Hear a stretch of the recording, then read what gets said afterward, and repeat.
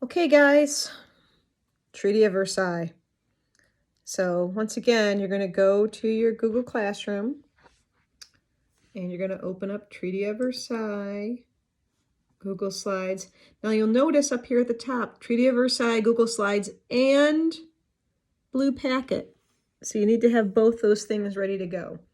In your blue packet, it's way towards the back. It's page 29 and 30 that you're going to need. So we'll start with the Google Slides.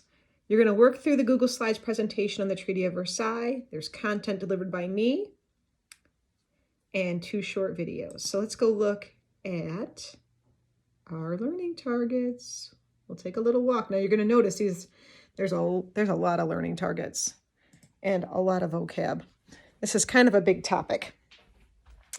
So let's look here. So the learning targets. Oh, and my brown dog is following me around. Say hi, Seaver. All right. So learning target number 1. I can describe the physical state of Europe at the end of World War I. I can summarize the goals of the various Allied leaders at the end of World War I. I can list at least 4 provisions of the Treaty of Versailles. There are hundreds and hundreds. You can figure out 4 of them. I can describe the goals of the League of Nations and why it eventually failed. For the vocab and people, we got a whole bunch here. We got to be able to identify what Victor's Treaty means and the Big 4. That includes Allied leaders like Woodrow Wilson, David Lloyd George, Georges Clemenceau, and Vittorio Orlando. You need to be able to identify what the Treaty of Versailles is in general, define what reparations are. We talked a little bit about reparations when we did the Opium War and how the Chinese had to pay reparations to the British. The War Guilt Clause. You need to identify the Rhineland and the League of Nations. So let's go back over here. Excuse me, dog. And here's our Google Slides, the Treaty of Versailles. Sometimes it's called the Victor's Treaty.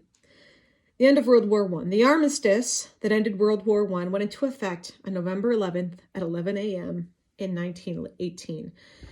In the United States today, we celebrate that as Veterans Day. But up until the Vietnam War, it was called Armistice Day. So most of Europe was like, yippee skippy, the war is over. But then as you look at these pictures, France and Belgium and other parts of Europe along the Western Front were crushed. Now, I did put a little asterisk here by armistice. An armistice is an agreement to stop fighting. No one has surrendered, so you can't, no one said, yay, you won, or yay, I lost. You look at these 3 pie charts on who died in World War I. I'm not going to go through each one of these, but you can see them here. Lots and lots of people died. The Allied powers emerged victorious and wanted to make Germany pay for all the damages. The Paris Peace Conference opened in January of 1918 with the goal of developing a treaty that would punish Germany and meet the goals of various Allied powers. There were lots of people negotiating the treaty. At first, there were 10 Allied powers, but there was too many people, so they whittled it down to 4. The Big 4 were David Lloyd George from Great Britain. He was the Prime Minister of Great Britain. Vittorio Orlando from Italy. He was the Foreign Minister of Italy. Georges Clemenceau was from France, and Woodrow Wilson was from the U.S. Now, Vittorio Orlando kind of picked up his cannolis and went home because he thought Italy should get a lot of land, and the other Allied leaders were like, not so much Italy. Move over, move over, move over. So he ended up packing up his dolls and dishes and going home. So the goals of the Allied powers, if you go back to those pie charts, you'll be able to tell why they had different goals. The U.S., Woodrow Wilson, who had spent the beginning of the war trying to stay out of the war, wanted to make World War I to be the last war ever fought. He wanted to reinstitute world trade, and he brought with him his 14 points. David Lloyd George from England also wanted to get world trade going on, but he had been in the war all along. England had been right from the get-go, and they wanted Germany to pay for it. They put a lot of bullets and a lot of sandwiches into this war, and they wanted Germany to pay up. This idea of paying for the war is reparations. Georges Clemenceau from France had the most on the plate here. Most of the war was fought in France on the Western Front. He said Germany can no longer have an army. We can't trust them to have an army. And they need to pay for everything they destroyed. Every family they destroyed, every farm they destroyed, every house they destroyed. So the Treaty of Versailles had lots and lots of provisions. I have more in your blue packet on page 29 and 30. This is kind of the highlights of those. Germany has to say that they caused the war. Now you can imagine how that is kind of, we talked about the start of the World War I, how it was a Serbian who shot an Austro-Hungarian, and then the Russians declared war, and then the So this was a hard pill for them to swallow. So the war guilt clause.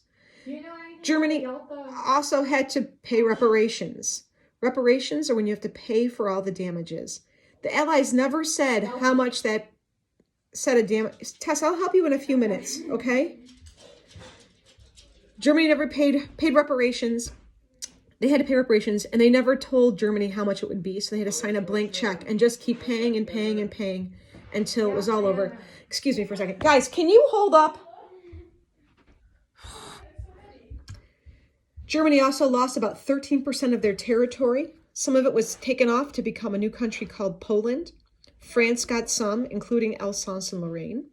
Belgium got some. A new country called Czechoslovakia was created out of some, and a little chunk went to Denmark. German colonies were also taken away from them, and they were kind of put into a deck of cards and passed out to all the allies as protectorates. So England, you can have some, and France, you can have some, and Japan, you can have some. So protectorates.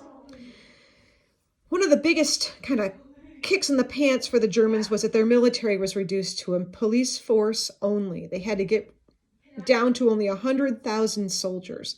They had to get rid of their U-boats. They had to get rid of their poison gas. They really took a real slap on the wrist on this one. We know that Germany was created out of blood and iron, out of military force. So this was really upsetting to them. Germany also lost, well, they didn't lose. They had a chunk of land called the Rhineland that was taken from them. The Rhineland, I'm going to draw you another accurate map of Europe. Oh, we'll just start with this one I have from before. So remember how we had Germany and then Russia and France? This chunk of land right here was called the Rhineland. And Allied forces would occupy the Rhineland between Germany and France for 15 years. And Germany had to pay those soldiers salaries and had to pay for their, food and their medicine and their boots and everything they needed. So they lost a chunk of land. Well, they didn't lose. They had a chunk of their land occupied by Allied soldiers to be a buffer zone for France against future invasion. One of the things that was most important to Woodrow Wilson, his 14th point on his list of 14 things he wanted to accomplish, 1 through 13 were thrown away. But his 14th point he held steady on was called the League of Nations. Its goal was to maintain world peace by mediating disputes in the future. Anyone who signed the Treaty of Versailles was automatically a member of the League of Nations. Again, like I said, this was the president's baby. He really wanted World War I to be the war to end all wars. Now, as you guys probably remember from 7th and 8th grade, the Constitution says the president can negotiate treaties. He can hammer it out, but Congress has to sign it. Congress has to ratify it. The U.S. was pretty happy about winning that war, but they didn't want to take any chances and go to war again. So they said, we're not signing the Treaty of Versailles because it'll get us involved in the League of Nations, which could lead to a future war, and because it was too mean to the Germans. There are a lot of German Americans who are already kind of on the fence about fighting against Germany in World War I, let alone punishing them so severely. So the U.S. did not sign the treaty, and the U.S. did not join the League of Nations. Russia also didn't join the League of Nations. So two of the biggest countries in the Allied powers didn't join the League of Nations. Russia didn't join because they never signed the Treaty of Versailles. They had already dropped out of the war because of the Russian Revolution. I don't know why that's there. And they just didn't even have a chance. Germany was livid. They were not given a seat at the negotiating table. In fact, they were kind of ignored, so they ended up packing up their dolls and dishes and going home also, just like Italy did. When Germany learned of the terms of the treaty, they were horrified. People from the government quit in protest. Eventually, especially the war guilt clause, eventually other German officials did sign the treaty because they realized there's nothing they could do about it. If they didn't sign it, the war would start again. So the Treaty of Versailles was signed on June 28th, 1919. This is exactly 5 years after Archduke Franz Ferdinand and Sophia were assassinated, and this officially brought an end to the war. When you're done, listen to this. You are going to watch these 2 videos. They're kind of funny about World War I. The other part of this assignment is a Google form on the Treaty of Versailles. This Google form, you're going to put your name in here, and then you're going to answer. I don't know why this is there. This is like my second time doing a Google form. I'm learning a lot while we're quarantined here. You've got to answer these. These are short answer questions about the war guilt clause, about peace without victory, and then you have some multiple choice questions to answer. And then you will submit this to me. This will be a little assessment on whether you understand the Treaty of Versailles. Okie doke. I have one more video to make, and I will put that up in 2 seconds.